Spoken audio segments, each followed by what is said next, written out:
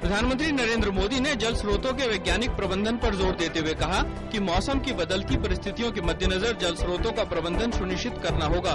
प्रधानमंत्री ने भारतीय कृषि अनुसंधान परिषद के स्थापना दिवस पर आयोजित कार्यक्रम में लिया हिस्सा। प्रधानमंत्री नरेंद्र मोदी ने वैज्ञानिकों से फसलों की उत्पादकता को गुणवत्ता से समझौता किए बिना तेजी से बढ़ाने को कहा। उन्होंने कहा कि प्रयोगशालाओं से ली जाने वाली वैज्ञानिक जानकारी किसानों के खेतों तक भी पहुंचनी चाहिए।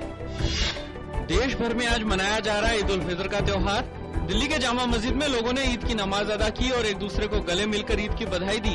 ईद के मौके पर देश भर के बाजारों में खरीदारी की देखी जा रही है रौनक।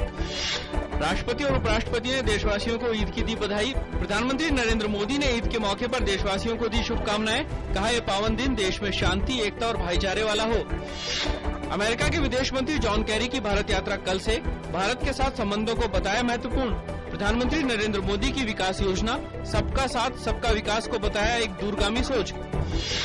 गृह मंत्री राजनाथ सिंह ने कहा सहारनपुर की स्थिति पर केंद्र लगातार रख रहा है नजर। शहर में आज भी कर्फ्यू में ढील। हालात सामान्य होते देख प्रशासन ने कल की तरह आज भी नए शहर और पुराने शहर में कर्फ्यू में कुछ घंटों की ढील देने का किया फैसला। यूपीएससी की प्रशासनिक सेवा परीक्षा से सीसट हटाने की मांग कर रहे छात्रों को कुछ राहत मिली। सरकार की तरफ से बयान आया कि प्रधानमंत्री नरेंद्र मोदी के हस्तक्षेप के बाद सरकार एक हफ्ते के भीतर इस मामले का हल निकालने की दिशा में काम कर रही है।